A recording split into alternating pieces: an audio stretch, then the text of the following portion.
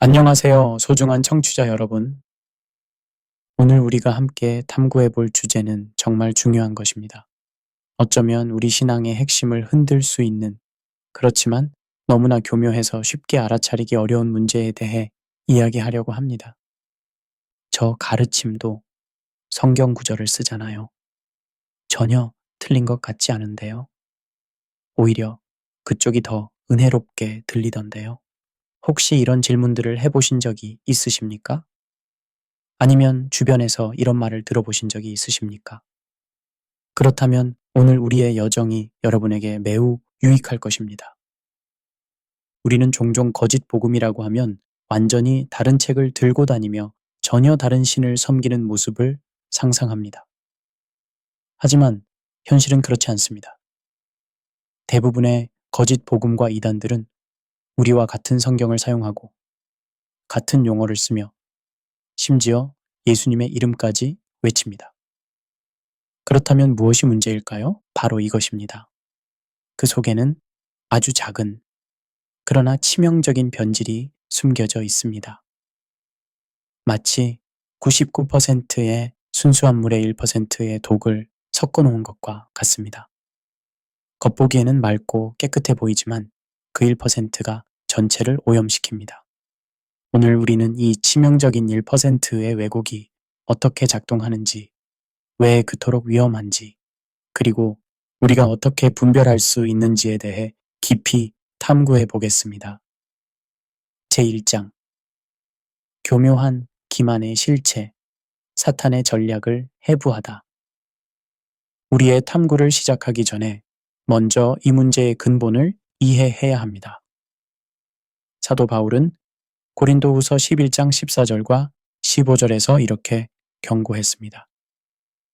사탄도 자기를 광명의 천사로 가장하나니 그러므로 사탄의 일꾼들도 자기를 의의 일꾼으로 가장하는 것이 또한 큰 일이 아니라. 이 말씀은 단순한 경고가 아닙니다. 이것은 영적 전쟁의 핵심 전략에 대한 폭로입니다. 사탄은 명백히 악한 모습으로 나타나지 않습니다. 왜냐하면 그렇게 하면 누구나 쉽게 알아차릴 수 있기 때문입니다. 대신 그는 빛의 천사, 즉 선하고 아름다운 모습으로 나타납니다. 심리학자 로버트 치알디니는 그의 저서 설득의 심리학에서 가장 효과적인 설득은 상대방이 설득당하고 있다는 사실을 인식하지 못할 때 일어난다고 말했습니다. 이것이 바로 거짓 복음의 핵심 전략입니다. 생각해 보십시오. 만약 누군가가 여러분에게 와서 예수님을 믿지 마세요. 성경은 거짓말입니다. 라고 한다면 어떻겠습니까? 아마 즉시 경계할 것입니다. 하지만 누군가가 예수님은 정말 사랑이십니다. 그분은 여러분이 행복하고 성공하기를 원하십니다. 성경을 보세요. 라고 하면서 실제 성경 구절을 인용한다면 어떻겠습니까? 훨씬 설득력이 있지 않겠습니까? 이런 패턴은 역사 전반에 걸쳐 반복되어 왔습니다.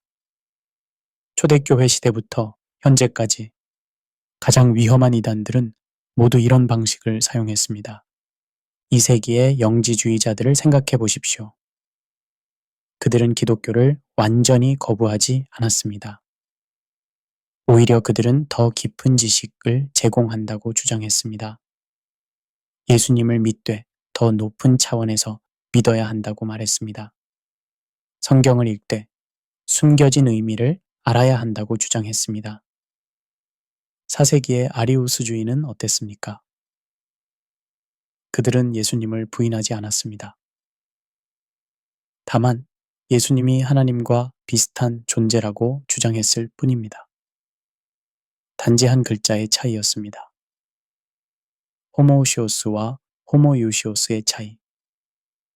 겉으로 보기에는 사소한 차이였지만 그 결과는 치명적이었습니다. 오늘날에도 이런 패턴은 계속됩니다. 성공주의 복음을 생각해 보십시오. 그들은 하나님을 부인하지 않습니다. 오히려 하나님이 얼마나 좋으신 분인지 강조합니다. 예수님을 믿으면 건강해지고 부자가 되고 성공한다고 말합니다. 성경 구절도 인용합니다. 내가 너희를 향한 계획은 평안이요 재앙이 아니니라. 나는 양이 생명을 얻되 더 풍성히 얻게 하려 함이라. 같은 구절들을 사용합니다. 문제는 무엇입니까? 이런 가르침들이 완전히 틀렸다는 것이 아닙니다. 하나님은 정말로 우리의 평안을 원하시고 풍성한 생명을 주고자 하십니다. 문제는 이런 진리들이 왜곡된 맥락 속에서 제시된다는 것입니다. 포용주의도 마찬가지입니다. 하나님은 사랑이시다 라는 성경의 진리를 바탕으로 시작합니다. 그리고 사랑의 하나님이 어떻게 누군가를 지옥에 보내실 수 있겠는가? 라고 질문합니다. 언뜻 들으면 합리적인 질문처럼 보입니다. 하지만 이런 질문은 하나님의 사랑과 공의를 분리시키고 죄의 심각성을 간과하게 만듭니다. 화학에서 ppm, parts per million 이라는 단위를 사용합니다. 100만 분의 1을 의미하는 단위입니다. 놀랍게도 때로는 100만 분의 1 정도의 오염물질이 전체 시스템을 파괴할 수 있습니다. 영적인 영역에서도 마찬가지입니다. 99%의 진리에 1%의 거짓이 섞이면 그 1%가 전체를 오염시킵니다. 왜 그럴까요? 첫째, 분별을 어렵게 만들기 때문입니다. 99%가 맞으니까 의심을 줄이게 됩니다. 이렇게 많은 부분이 성경적인데 나머지 부분도 괜찮겠지 라고 생각하게 됩니다. 둘째, 서서히 변질시키기 때문입니다. 처음에는 작은 오류로 시작하지만 시간이 지나면서 그 오류가 핵심 교리를 무너뜨립니다.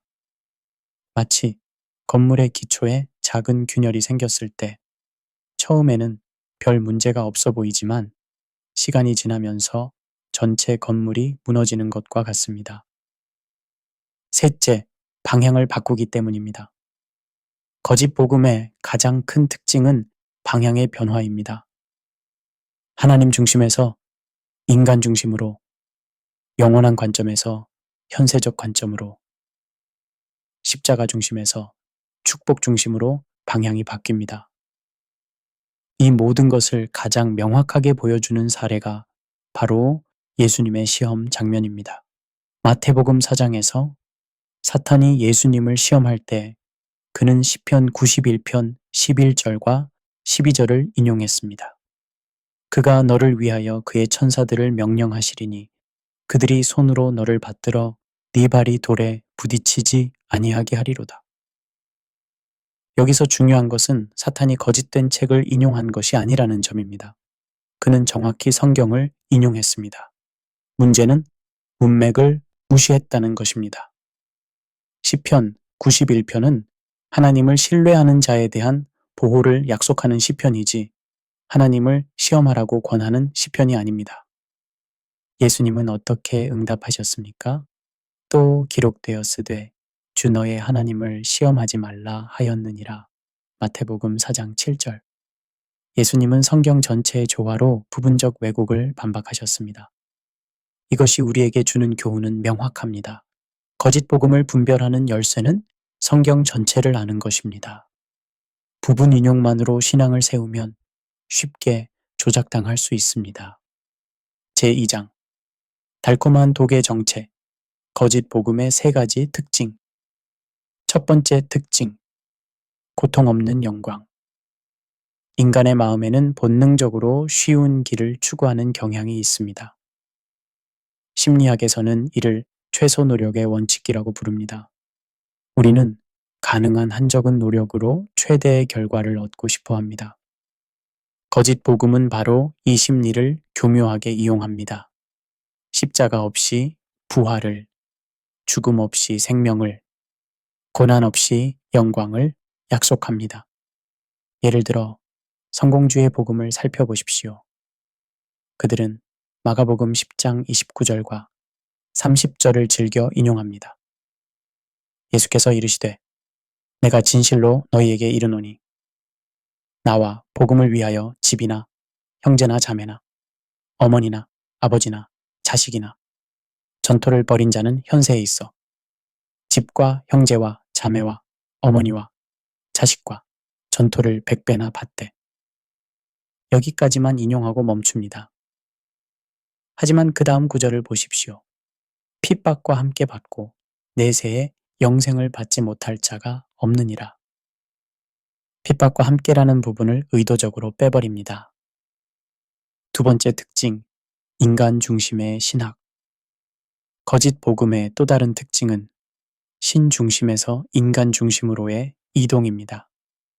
하나님이 어떤 분이신지보다는 하나님이 우리에게 무엇을 해주실 수 있는지에 더 관심을 둡니다. 이런 경향은 현대 소비 문화와 맞물려 더욱 강화됩니다. 사회학자 지그문트 바우만이 말한 액체 근대성의 시대에서 모든 것이 소비의 대상이 됩니다. 종교도 예외가 아닙니다. 하나님은 우리의 필요를 채워주시는 분이 되고 예수님은 우리의 문제를 해결해 주시는 분이 되며 성령님은 우리의 능력을 높여주시는 분이 됩니다. 물론 이런 측면들이 완전히 틀린 것은 아닙니다. 하나님은 정말로 우리의 필요를 아시고 채워주십니다. 문제는 순서와 우선순위입니다. 참된 복음에서는 하나님의 영광이 목적이고 인간의 구원과 축복은 그 수단입니다. 거짓 복음에서는 인간의 행복과 성공이 목적이 되고 하나님은 그것을 이루어주는 수단이 됩니다. 웨스트민스터 소교리 문답서 제1문답을 기억해 보십시오. 사람의 제일 되는 목적이 무엇인가? 하나님을 영화롭게 하고 그를 영원토록 즐거워하는 것이다. 거짓 복음은 이 순서를 뒤바꿉니다. 하나님의 제일 되는 목적이 사람을 행복하게 하고 성공하게 하는 것이냐 가르칩니다. 세 번째 특징, 선택적 성경 해석. 거짓 복음의 세 번째 특징은 선택적 성경 해석입니다. 자신들의 주장에 유리한 구절들은 강조하고 불리한 구절들은 무시하거나 영성화시킵니다.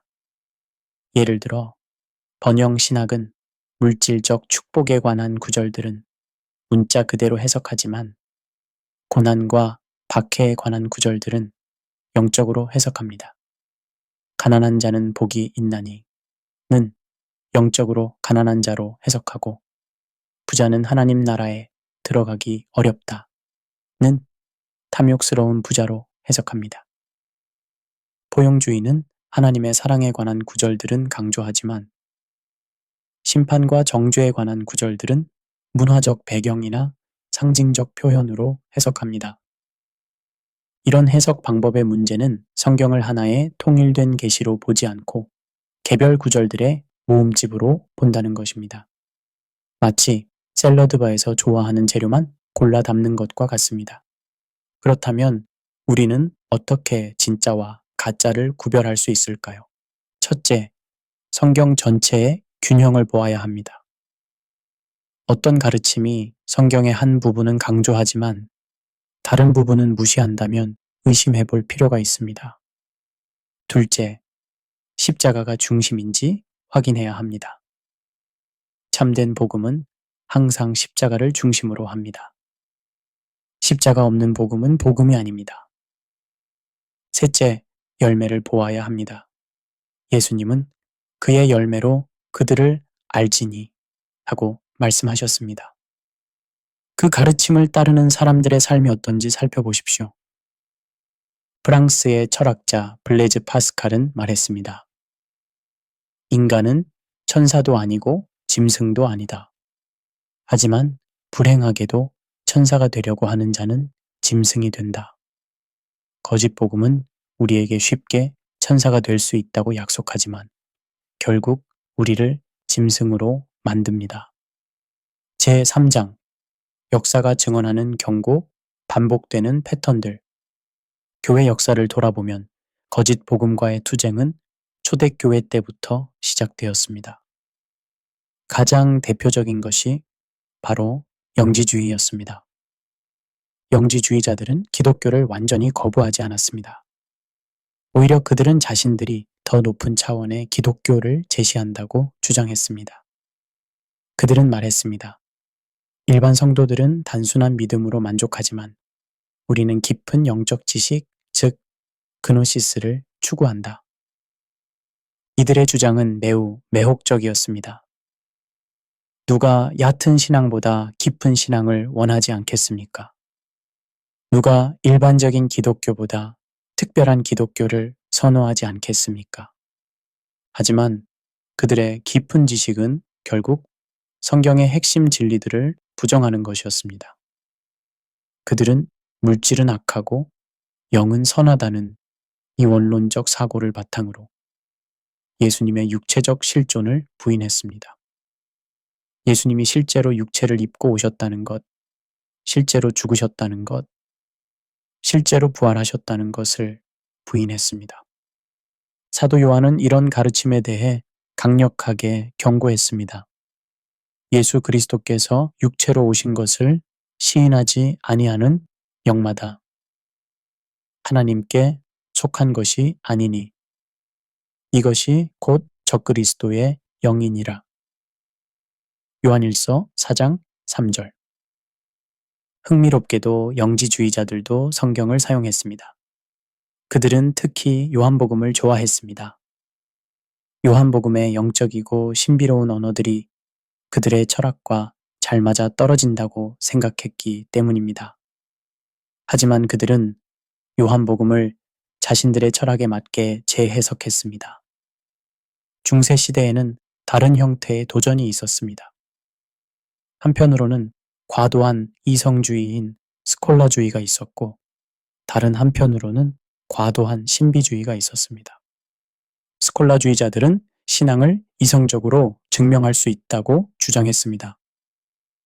토마스 아퀴나스 같은 뛰어난 신학자들이 이 전통에 속했습니다. 그들의 노력 자체는 의미가 있었지만 문제는 점점 이성의 계시보다 우위에 서게 되었다는 것입니다. 반대편에서는 신비주의자들이 직접적인 체험을 강조했습니다. 그들은 성경이나 교리보다는 개인적인 환상이나 계시를 더 중요하게 여겼습니다. 마이스터 에크하르트 같은 신비주의자들은 하나님과의 연합을 추구했지만 때로는 범신론적 경향을 보이기도 했습니다. 두 극단 모두 같은 문제를 가지고 있었습니다. 성경의 권위를 상대화시켰다는 것입니다. 스콜라주의는 이성으로, 신비주의는 체험으로 성경을 판단하려 했습니다. 16세기 종교개혁은 바로 이런 문제들에 대한 응답이었습니다. 마틴 루터는 면죄부 판매라는 명백한 오류에 대항했지만 더 근본적으로는 성경의 권위를 회복하려 했습니다. 루터는 보름스 의회에서 이렇게 선언했습니다. 나는 교황이나 공의회의 권위를 인정하지 않는다. 왜냐하면 그들은 자주 오류를 범했고 서로 모순되었기 때문이다. 나는 성경과 명백한 이성에 의해서만 확신한다. 칼뱅은 더 나아가 성경의 자증성을 강조했습니다. 성경은 다른 권위에 의해 증명되는 것이 아니라 그 자체로 하나님의 말씀임을 증명한다는 것입니다. 하지만 종교개혁 이후에도 새로운 형태의 거짓 복음들이 계속 나타났습니다. 계몽주의 시대에는 자유주의 신학이 등장했습니다. 이들은 종교개혁자들과 달리 성경의 권위 자체를 의문시했습니다. 프리드리히 슐라이어마허는 종교의 본질을 절대 의존감이라고 정의했습니다. 종교는 교리나 도덕이 아니라 감정과 체험의 문제라는 것입니다. 알브레히트 리첼은 종교를 가치 판단의 영역으로 제안했습니다. 종교는 사실 판단이 아니라 가치 판단이므로 과학과 충돌할 이유가 없다는 것입니다. 이들의 공통점은 무엇이었습니까? 성경의 객관적 진리성을 부인했다는 것입니다. 성경은 하나님의 계시가 아니라 인간의 종교적 체험을 기록한 책이 되었습니다. 이런 경향은 20세기에 더욱 가속화되었습니다. 루돌프 불트만은 성경의 비신화화를 주장했습니다. 성경에 나오는 기적들은 고대인들의 신화적 사고의 산물이므로 현대인들은 그 뒤에 숨겨진 실존적 메시지만 받아들이면 된다는 것입니다. 20세기 후반부터는 후기 근대주의, 즉 포스트 모더니즘의 도전이 시작되었습니다. 이들은 자유주의 신학과는 다른 방식으로 기독교를 해체했습니다. 자크 데리다의 해체주의는 모든 텍스트가 고정된 의미를 가질 수 없다고 주장했습니다. 성경도 예외가 아닙니다. 독자마다 다른 해석이 가능하고 모든 해석이 동등하게 유효하다는 것입니다. 미셸 푸코의 권력 담론 이론은 모든 진리 주장이 실은 권력 관계를 반영한다고 보았습니다. 성경의 권위도 결국 기득권층이 자신들의 권력을 유지하기 위한 수단이라는 것입니다. 이런 사상들은 상대주의와 다원주의를 낳았습니다. 절대적 진리는 없고 모든 종교가 동등하게 유효하며 관용이 최고의 덕목이라는 생각이 퍼졌습니다. 이런 역사적 검토를 통해 우리가 배울 수 있는 교훈은 무엇입니까? 첫째, 거짓 복음은 시대마다 다른 모습으로 나타난다는 것입니다. 고대에는 영지주의, 중세에는 스콜라주의와 신비주의, 근대에는 자유주의, 현대에는 후기 근대주의의 모습으로 나타났습니다. 둘째, 거짓 복음은 항상 시대의 철학과 결합한다는 것입니다. 영지주의는 헬라 철학과, 스콜라주의는 아리스토텔레스 철학과, 자유주의는 계몽주의 철학과, 후기 근대주의는 니체와 하이데거의 철학과 결합했습니다. 셋째, 거짓 복음은 항상 성경의 권위를 약화시킨다는 것입니다. 직접적으로 부인하지 않더라도 다른 권위를 성경과 동등하거나 그 이상으로 올려놓습니다. 넷째, 참된 복음의 회복은 항상 성경으로의 돌아감과 함께 일어난다는 것입니다. 종교개혁의 오직 성경으로, 복음주의의 성경권위 강조, 오늘날의 개혁주의 부흥 등이 모두 이를 보여줍니다. 제4장 현대사회 속 거짓 복음의 모습들. 오늘날 가장 널리 퍼진 거짓 복음 중 하나는 바로 번영 신학 또는 성공주의 복음입니다. 이는 특히 자본주의 사회의 성공 지향적 문화와 잘 맞아떨어져 급속히 확산되고 있습니다. 이 복음의 핵심 메시지는 간단합니다. 하나님은 당신이 부자가 되고 건강하고 성공하기를 원하신다. 믿음으로 기도하고 헌금하면 반드시 축복받는다. 언뜻 들으면 매력적입니다. 성경에도 축복에 관한 약속들이 많이 있지 않습니까? 아브라함도 부자였고 솔로몬도 부자였습니다. 하나님이 이스라엘 백성들에게 약속하신 가나안 땅도 젖과 꿀이 흐르는 땅이었습니다. 하지만 이런 가르침의 문제는 선택적 강조에 있습니다. 구약의 물질적 축복 약속들은 강조하지만 신약의 영적 관점은 상대적으로 소홀히 합니다. 아브라함의 부에 대해서는 말하지만 그가 모든 것을 버리고 하나님의 부르심에 순종했다는 사실은 덜 강조합니다. 더 심각한 문제는 신학적 순서의 전도입니다. 성경에서 축복은 순종의 결과로 주어지는 것이지 순종의 동기가 되어서는 안 됩니다. 하지만 번영신학은 축복을 얻기 위해 순종하라고 가르칩니다. 또 다른 형태의 거짓 복음은 치료와 회복을 중심으로 하는 복음입니다. 이는 현대사회의 치료 문화와 밀접한 관련이 있습니다. 심리학자 필립 리프는 현대사회를 치료적 사회라고 불렀습니다. 과거에는 종교가 인생의 의미와 목적을 제시했지만 현대에는 심리적 웰빙이 최고의 가치가 되었다는 것입니다. 이런 문화 속에서 등장한 것이 치료로서의 복음입니다. 예수님은 우리의 상처를 치유하시는 분, 성령님은 우리의 마음을 회복시키시는 분이 됩니다. 교회는 치료 공동체가 되고 목사는 영적 치료사가 됩니다. 물론 하나님은 정말로 우리의 상처를 치유하시고 마음을 회복시키십니다. 예수님도 많은 병자들을 고치셨습니다. 문제는 이것이 복음의 전부인 양 제시될 때 생깁니다. 이런 복음의 문제점은 죄의 문제를 심리적 문제로 축소시킨다는 것입니다. 인간의 근본 문제는 하나님과의 관계 단절, 즉 죄입니다. 하지만 치료 중심의 복음은 이를 자존감 부족, 트라우마, 정서적 상처 등의 심리적 문제로 재정해야 합니다.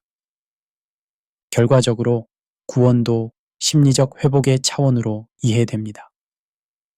죄 용서보다는 마음의 평안을, 영생보다는 현재의 행복을 추구하게 됩니다. 현 시대에 새롭게 등장한 거짓 복음 중 하나는 사회 정의를 중심으로 하는 복음입니다. 이는 사회 복음의 현대적 변형이라고 볼 수 있습니다. 이 복음은 예수님을 사회 개혁가로, 복음을 사회 변혁의 메시지로 이해합니다. 교회의 사명은 사회정의 실현이고 신앙인의 역할은 불의한 구조를 바꾸는 것입니다. 이런 관점에서 죄는 개인적 차원보다는 구조적 차원에서 이해됩니다. 가난, 차별, 억압 등이 죄의 핵심이고 따라서 구원도 사회적 해방의 차원에서 이해됩니다. 물론 성경은 사회 정의에 대해서도 분명히 말씀합니다. 구약의 예언자들은 불의를 고발했고 예수님도 가난한 자들을 돌보셨습니다. 야고보서는 순전하고 더러움이 없는 경건을, 고아와 과부를 그 환난 중에 돌보는 것이라고 했습니다. 문제는 이것이 복음의 전부가 될 때입니다. 사회 정의가 목적이 되고 복음이 그 수단이 되면 본말이 전도됩니다. 현대 기독교에서 빠르게 성장하고 있는 또 다른 형태는 체험과 은사를 중심으로 하는 복음입니다. 이는 특히 오순절주의와 신사도 운동에서 두드러집니다. 이 복음은 초자연적 체험을 강조합니다. 방언, 예언, 신유, 환상 등이 신앙의 핵심이 됩니다. 성령의 역사를 감각적으로 경험하는 것이 영성의 척도가 됩니다. 인류학자 하비콕스는 오순절의 불에서 오순절주의의 성장 배경을 분석했습니다. 그는 이를 근대성에 대한 반발로 해석했습니다. 냉정하고 이성적인 근대 문화에 대한 반동으로 감정과 체험을 중시하는 영성이 부상했다는 것입니다. 하지만 체험 중심의 복음도 심각한 문제를 가지고 있습니다. 주관적 체험이 객관적 말씀보다 우위에 서게 되는 것입니다. 하나님이 나에게 말씀하셨다는 주장 앞에서는 성경조차 상대화됩니다. 더욱 위험한 것은 체험의 진위를 분별할 기준이 없어진다는 것입니다. 모든 초자연적 현상이 성령의 역사로 간주되고 비판적 검토는 성령을 소멸하는 것으로 여겨집니다. 마지막으로 살펴볼 현대의 거짓 복음은 문화 적응을 중시하는 복음입니다. 이는 세속화 이론과 밀접한 관련이 있습니다. 세속화 이론에 따르면 현대 사회에서 종교의 영향력은 점점 줄어들고 있습니다. 따라서 기독교가 생존하려면 현대 문화에 적응해야 한다는 것입니다. 이런 관점에서 성경의 가르침 중 현대 문화와 충돌하는 부분들은 문화적 상대성으로 해석됩니다. 성윤리, 여성의 역할, 타종교에 대한 태도 등에서 성경의 가르침을 시대적 배경의 산물로 보고 현대적으로 재해석합니다. 예를 들어 동성애에 대한 성경의 금지는 고대 근동의 문화적 맥락에서 이해해야 하고 현대의 사랑에 기반한 동성관계는 다르게 봐야 한다 하고 주장합니다. 여성의 교회 내 역할에 대해서도 바울의 가르침은 1세기의 가부장적 문화를 반영한 것이므로 성평등을 지향하는 현대 사회에서는 다르게 적용되어야 한다고 말합니다. 이런 접근의 문제는 무엇이 문화적이고 무엇이 초문화적인지를 판단하는 기준이 없다는 것입니다. 결국 현대 문화의 가치관이 성경을 판단하는 기준이 됩니다. 제5장 분별의 지혜, 참과 거짓을 구별하는 법. 거짓 복음을 분별하는 첫 번째 방법은 성경 전체의 조화 속에서 각 가르침을 평가하는 것입니다. 이것이 바로 예수님이 사탄의 시험에 맞서신 방법이었습니다. 신학자들은 이를 성경을 해석한다는 원칙이라고 부릅니다. 이는 종교개혁자들이 강조한 중요한 해석 원칙 중 하나입니다. 구체적으로 어떻게 적용할 수 있을까요? 먼저 구약과 신약의 조화를 살펴보아야 합니다.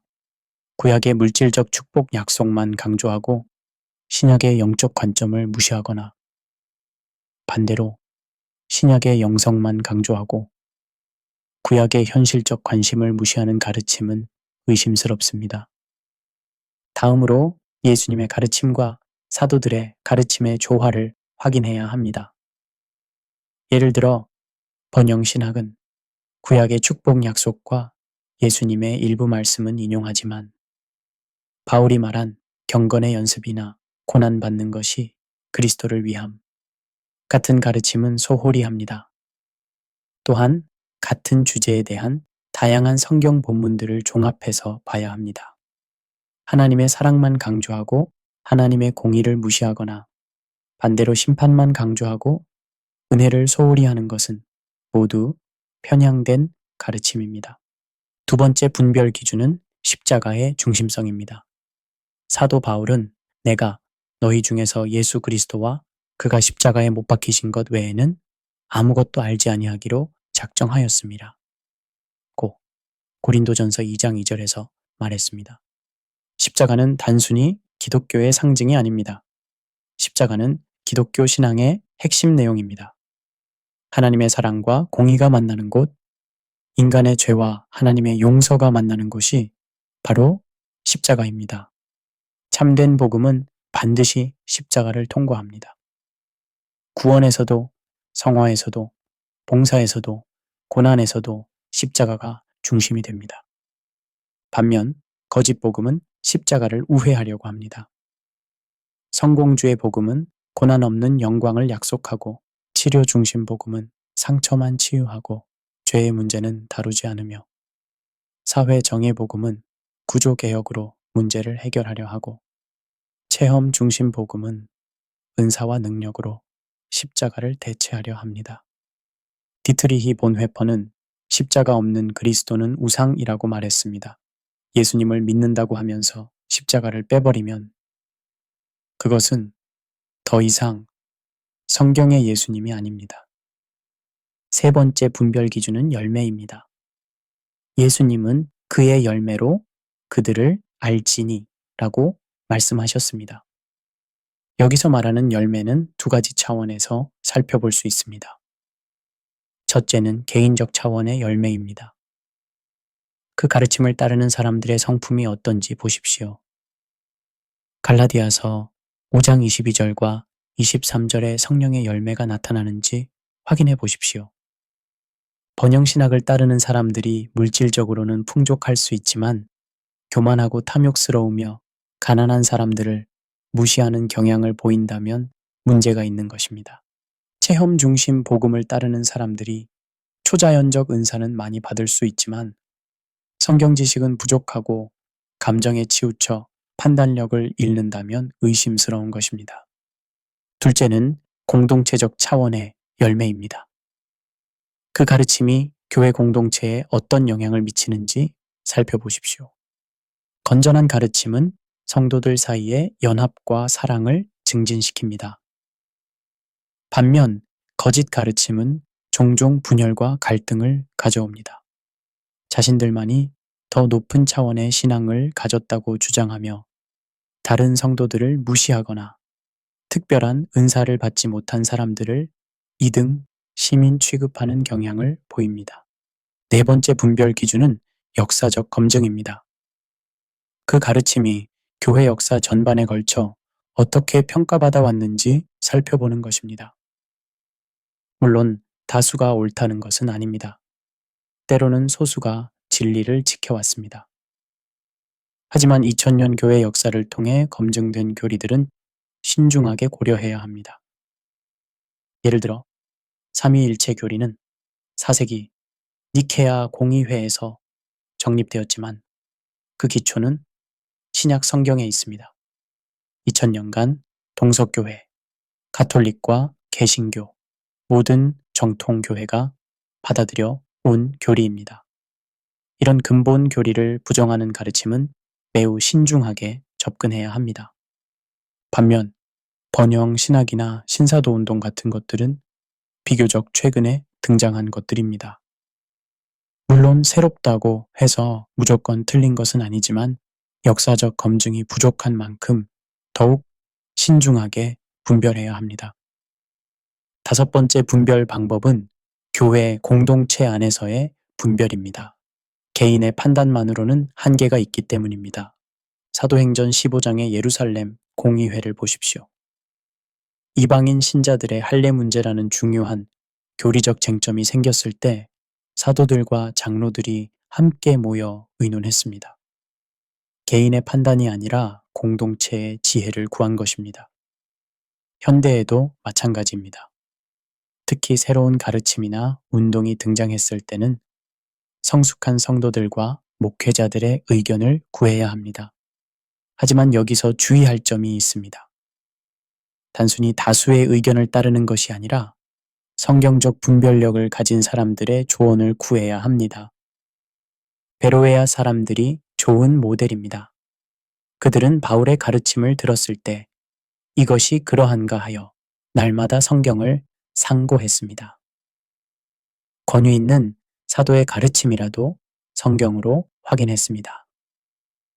제6장 실천적 적용 거짓 복음으로부터 자신과 공동체 지키기 거짓 복음으로부터 자신을 지키기 위해서는 먼저 개인적 차원에서의 실천이 필요합니다. 첫째, 성경을 규칙적이고 체계적으로 읽어야 합니다. 단편적인 구절, 암송이나 묵상만으로는 부족합니다. 성경 전체의 흐름과 맥락을 파악해야 합니다. 신학자 존 스토트는 우리는 성경을 읽는 사람들이어야 할 뿐만 아니라 성경에 의해 읽히는 사람들이어야 한다고 말했습니다. 성경이 우리의 사고방식과 가치관을 형성해야 한다는 의미입니다. 구체적으로는 매년 성경 전체를 읽는 계획을 세우는 것이 좋습니다.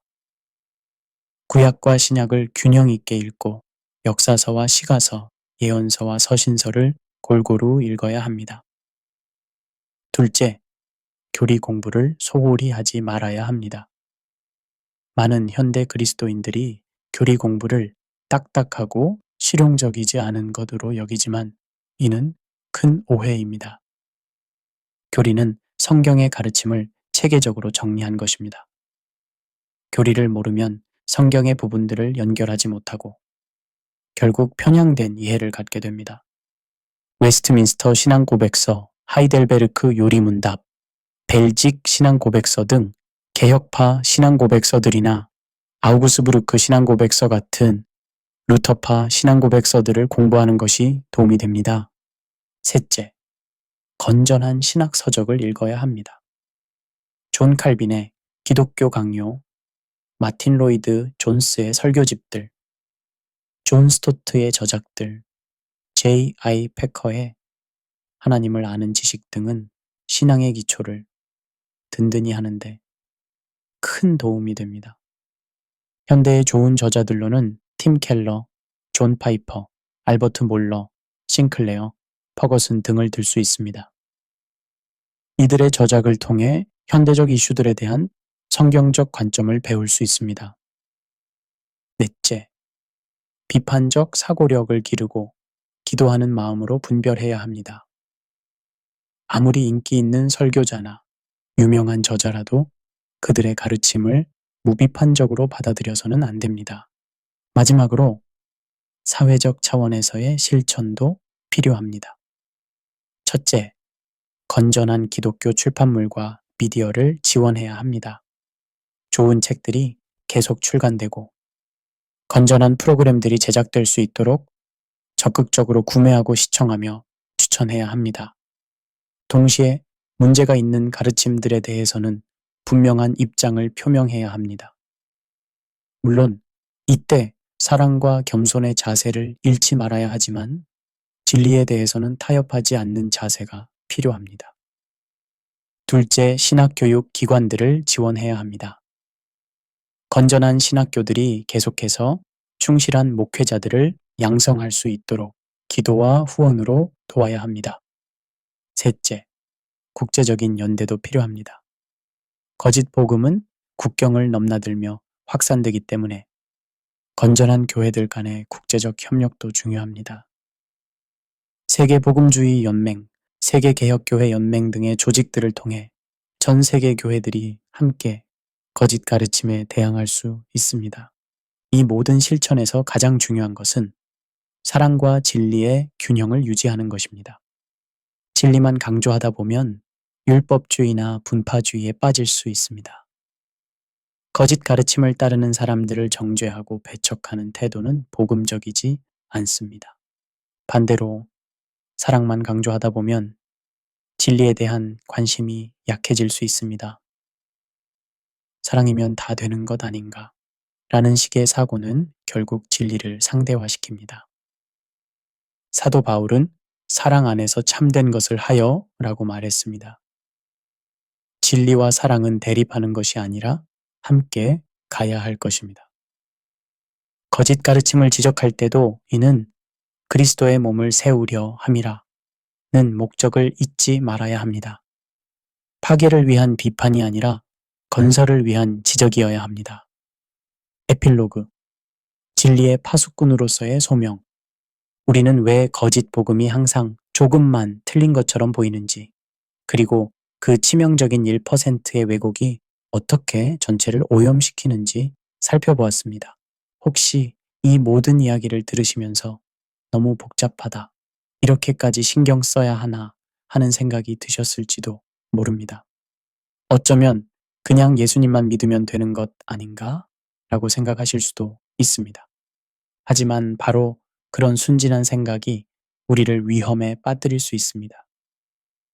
사탄은 우리의 그런 선량함을 이용합니다. 그는 우리가 분별력을 잃고 무비판적으로 받아들이기를 원합니다. 예수님도 제자들에게 뱀같이 지혜롭고 비둘기같이 순결하라고 말씀하셨습니다. 순결함만으로는 부족합니다. 지혜도 필요합니다. 구약시대의 파수꾼들을 생각해 보십시오. 그들은 성벽 위에서 밤낮으로 경계를 서며 적의 침입을 감시했습니다. 그들의 임무는 단순했지만 중요했습니다. 적이 오는 것을 발견하면 경고의 나팔을 불어 성 안의 사람들에게 알리는 것이었습니다. 우리도 이 시대의 영적 파수꾼들입니다. 거짓 가르침들이 교회 안으로 세우며들어 순진한 성도들을 미혹하려 할 때 우리는 경고의 나팔을 불어야 합니다. 특히 우리는 다음 세대를 생각해야 합니다. 오늘 우리가 진리를 지켜내지 못하면 우리의 자녀들과 손자들이 그 대가를 치르게 됩니다. 교회사를 보면 이런 일들이 반복되어 왔습니다. 한 세대가 진리에 대해 무관심하거나 타협적이 되면 다음 세대는 더욱 심한 혼란을 겪게 됩니다. 19세기 독일의 자유주의 신학이 좋은 예입니다.